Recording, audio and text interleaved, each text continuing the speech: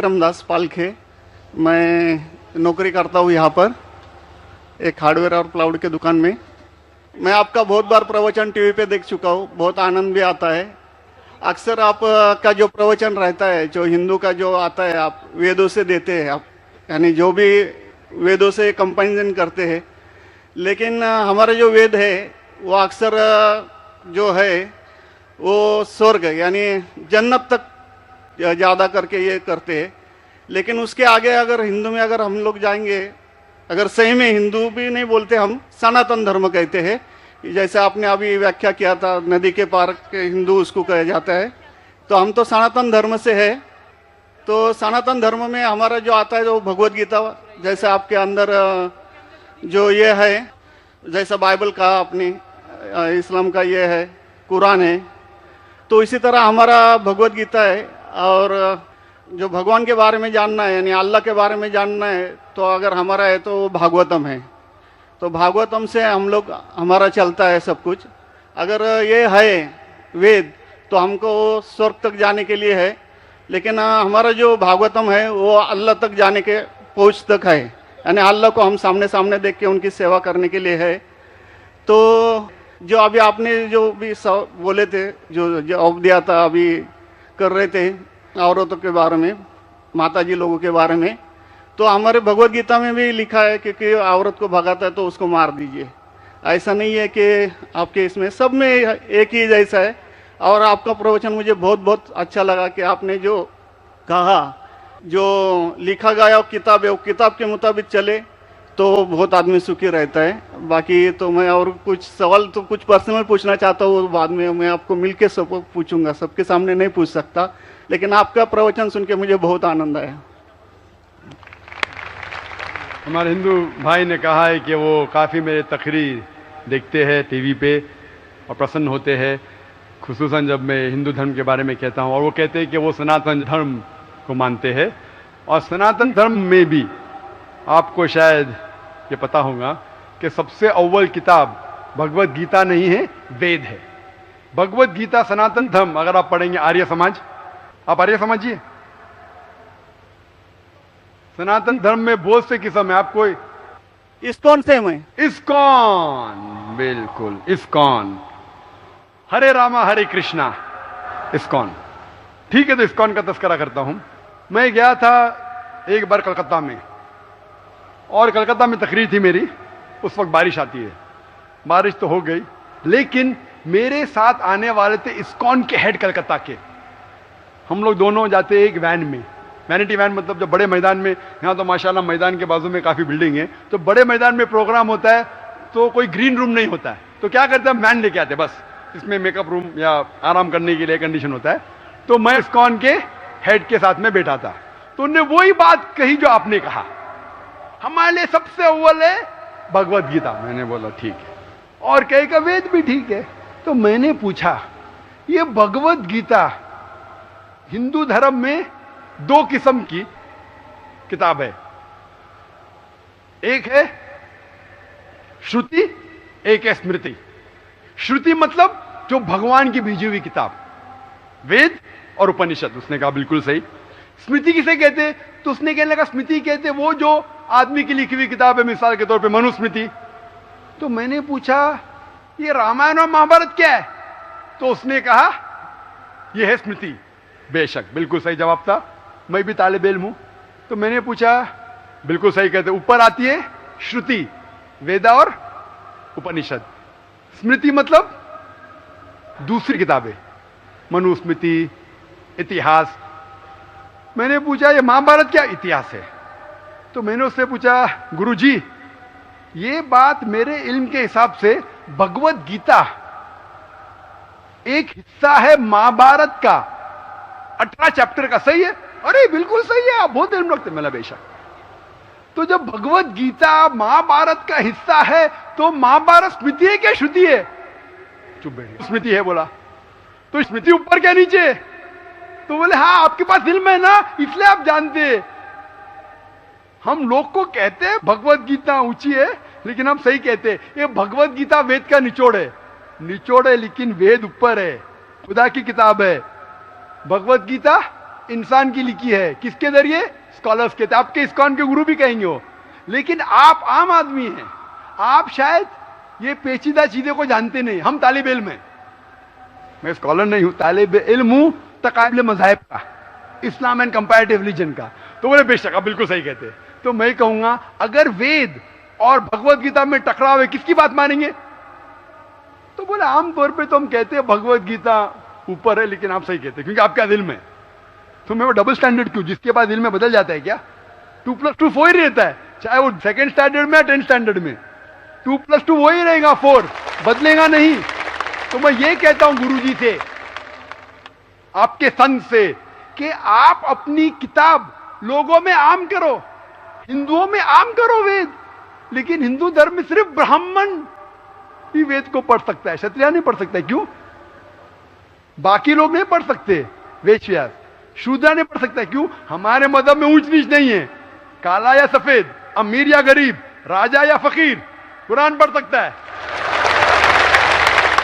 नमाज के लिए जब उस ईश्वर की हम इबादत करते हैं, जब खड़े होते नमाज के लिए कंधे से कंधा मिला के करते, चाहे वो फकीर या अमीर या गरीब, फकीर या राजा साथ में खड़ा है तो कंधे से कंधे मिला के खड़ा होता है। और आप यहां देखेंगे, और मैं अल्हम्दुलिल्लाह कई बार सऊदी अरब गया हूं और किंग अब्दुल्ला की दावत पे भी गया हूं, माशाल्लाह उनकी सिक्योरिटी रहती है, तो सिक्योरिटी हट जाती है, आप साथ में तो साथ में अल्हम्दुलिल्लाह। राजा या फकीर, अमीर या गरीब, काला या सफेद, यकसा है। तो मैं ये कहना चाहता हूं, आप बिल्कुल सही कह रहे थे कि वेद स्वर्ग की बात करता है लेकिन खुदा की बात भी करता है। भगवत गीता में भी स्वर्ग की बात लिखा है, खुदा का भी लिखा है। आप बोले अल्लाह के करीब आने के लिए भगवत गीता सही है, बराबर। मैं ये नहीं कह रहा हूँ कि ये वेदों में नहीं कहा है, वेदों में बहुत आखिरी आखिरी में आता है, लेकिन जो भगवत गीता जो है वो डायरेक्ट भगवान हुआ है, यानी अल्लाह ने कहा हुआ है, ऐसा है। तो इसके लिए अभी वेद तो संस्कृत में है, वो पढ़ नहीं सकते, लेकिन जो भगवत गीता है वो बहुत सारी इसमें ट्रांसलेशन हो गई है। और जो भगवत गीता है बहुत सारे आदमी ने यानी लिखी हुई है, करीबन 200-300 लोगों ने लिखी है अपने अपने हिसाब से। हाँ, बिल्कुल सही कहा। लेकिन इस्कॉन का जो गीता है भगवत गीता, वो गुरु परंपरा में है, वो भी आदमी है, एज इट इज लिखा हुआ है। यानी वो परंपरा में अगर गया तो वो कृष्ण तक गया, यानी जिसने जो कहा है वो एज इट इज है, इसके लिए उसका लिखा हुआ है as it is Bhagavad Gita. आपके स्वामी प्रभुपदा, बराबर, यस बराबर हुआ, स्वामी प्रभुपदा। प्रभुपदा इंसानी थे ना? हाँ, इंसानी थे ना, मैं किधर ना बोल रहा हूँ। ये हमारा कुरान जो है ना, डायरेक्ट अल्लाह की तरफ से, तो ना मोहम्मद सल्लल्लाहु अलैहि वसल्लम ने लिखा है। वही हम लोग ने ये कुरान जो है डायरेक्ट अल्लाह की नाज़िल यूं बहू। इसलिए जितने भी दिगर मज़ाहिब की किताब है, जैसे वक्त जाने लगे बदलते गए। आप बिल्कुल सही कहते, 300 किस्म की किताब है, बाइबल सैकड़ों किस्म, हमारे IRF में 200 किस्म की बाइबल है। आप किस में मानेंगे? कुरान आप लो, कोई भी कुरान लो, इंडिया में, अमेरिका में, यूके में, हिंदुस्तान में, पूना में, हूबहू वही है। एक लफ्ज की बात दूर रही, आ की मात्रा, ई की मात्रा, जबर जेर पेश, वो भी फर्क नहीं है, फत्ता दम्मा कसरा में भी फर्क नहीं है। ओरिजिनल कुरान में तो फत्ता दम्मा कसरा था नहीं, लेकिन आज जब हम पढ़ते हैं माशाअल्लाह। तो मैं ये कहना चाहता हूं, जितनी भी किताबें पहले आई, आज भी आप बिल्कुल सही कहते हैं, भगवत गीता वेद का निचोड़ है। लेकिन जब निचोड़ होता है वो असली फल से कॉन्ट्रडिक्ट करे तो फल और अहम है। मैं बिल्कुल मानता हूं, स्वामी प्रभुपदा मानते हैं कि भगवत गीता क्या है? वेद का निचोड़ है। और वो कहते हैं, मैं भी पढ़ चुका हूं, आपकी Bhagavad Gita as it is पढ़ चुका हूं, उसमें ही लिखा, उसका ही ट्रांसलेशन था। भगवत गीता अध्याय नंबर 7 श्लोका नंबर 20 में, जो कोई दुनियादारी के पीछे भागता है वो गलत खुदाओं के पीछे भागता है। आपकी भगवत गीता में लिखा है एज इट इज में। और उसका अगर प्रीफेस पढ़ेंगे, उसमें लिखा है कि ये जो वेद है वो गाय है, बहुत से गाय है, और कृष्ण क्या है? दूध निकालने वाला इंसान। और दूध क्या है? भगवत गीता है। सही कह रहा हूं कि नहीं? प्रीफेस में लिखे है। कौन कहता है? आपके स्वामी प्रभुपदा। मुझे उसका ट्रांसलेशन पसंद है। अक्सर हमारे वहां भी माशाअल्लाह 50 से ज्यादा भगवत गीता है। मैं लेकिन स्वामी प्रभुपदा की गीता को पसंद करता हूं, अच्छी गीता है, इसीलिए मैं प्रीफेस कह रहा हूं। लेकिन उसमें भी लिखा हुआ है, उसके अंदर भी वो निचोड़ है वेद का, निचोड़ है। लेकिन निचोड़ मतलब नहीं कि असल फल को गाय को छोड़ देंगे, गाय चले जाएंगी तो दूध क्या करेंगे आप? गाय रहेंगी तो दूध मिलते रहेगा ना, दूध को लेंगे गाय को मार देंगे, दूध आपका खत्म हो जाएगा भाई।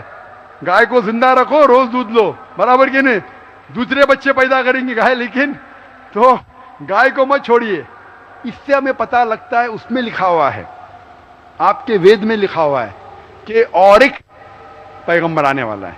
आपकी भगवत गीता में लिखा है चैप्टर नंबर 4 में वर्ष नंबर 7 से 8 में, यदा धर्मस्य, यानी युग युग में जब भी परेशानी आएंगी इस धरती पे तो मैं एक रूप हासिल करूंगा, अवतार। अवतार की सही मानी आपको मिलेगा वेद से, उसमें पता चलता है जिसे हम कहते हैं पैगंबर।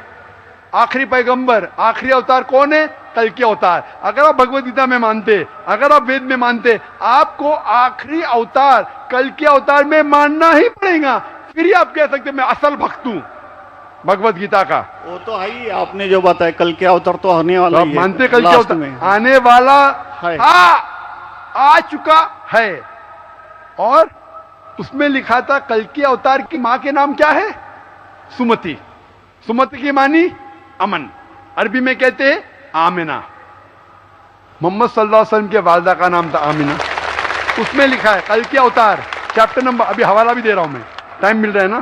कल के अवतार चैप्टर नंबर 2 वर्ष नंबर 5 श्लोक नंबर 5, 7, 9, 11, 15।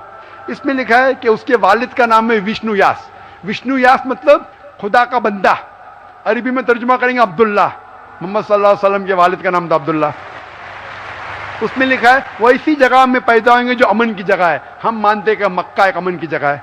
उसमें लिखा है कि वो उस फैमिली में पैदा होंगे जो उस इलाके के अमीर होंगे। हम जानते हैं कि कुरैश के फैमिली में पैदा हुए थे मोहम्मद सल्लल्लाहु अलैहि वसल्लम। उसमें लिखा है कि वो 12वीं तारीख माधव के दिन पे पैदा होंगे, वो 12वीं रब्बी अव्वल मोहम्मद सल्लल्लाहु अलैहि वसल्लम पैदा है। आगे आप पढ़ेंगे, वेद में लिखा है कि उसके 4 करीब दोस्त थे, जिसका मैं जिक्र किया हूं। 4 करीब दोस्त मोहम्मद सल्लल्लाहु अलैहि वसल्लम के थे, जो हजरत अबू बकर, हजरत उमर, हजरत उस्मान, हजरत अली। मैं अल्लाह भी मौल, अल्लाह ताला की रहमत सब पे हो। किसके बारे में जिक्र करें? उनको सबसे पहली जो वही आएंगी वो आएंगी एक गार के अंदर। हम जानते हैं मोहम्मद सल्लल्लाहु अलैहि वसल्लम सबसे पहली वही आए गारे हिरा में। फिर वो करेंगे हिजरत, नॉर्थ की तरफ फिर से वापस आएंगे। मोहम्मद सल्लल्लाहु अलैहि वसल्लम हिजरत की मदीना जो नॉर्थ के ऊपर है, फिर से वापस आए। मैं तो 1 घंटा सिर्फ तस्करा कर सकता हूं मोहम्मद सल्लल्लाहु अलैहि वसल्लम हिंदू धर्म में, वक्त नहीं है। मैं ये पूछना चाहता हूं, आप मानते क्या इस कल के अवतार में? आप मानते मोहम्मद सल्लल्लाहु अलैहि वसल्लम आखिरी पैगंबर है?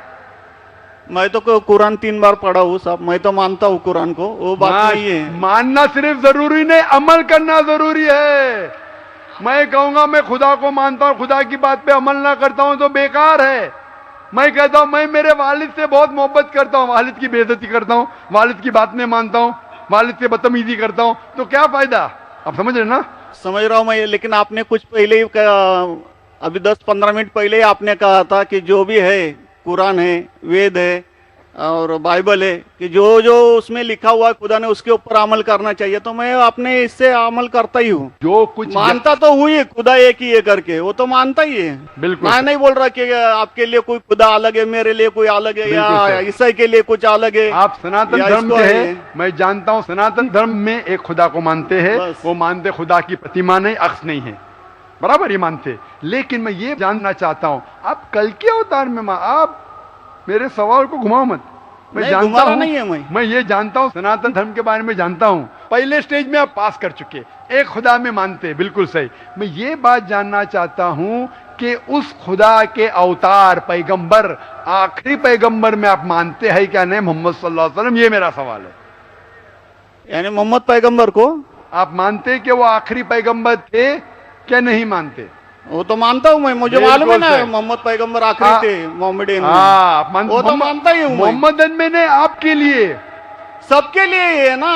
बिल्कुल सही। तो कोई अब धर्म कोई एक मजहब का थोड़ी रहता है, गुरु तो सबके लिए रहता है। वो एक मजहब का थोड़ी गुरु रहता है कि वो एक मजहब के लिए, वो सब मजहब के लिए गुरु रहता है, तो मानता ही मैं उसको। बिल्कुल सही, लेकिन ये कहना कि सब मजहब यकसा है हूबहू, ये सही नहीं। यकसानियत है, इसीलिए मैंने कहा यकसानियत पे अमल करो। आप बोलेंगे मैं सब हिंदू चीज पे अमल करूंगा, कई हिंदू जाते बुत परस्ती करने के लिए, आप नहीं करते, अच्छी बात है अल्हम्दुलिल्लाह, इसीलिए मैं आपको कांग्रेचुलेट करता हूं।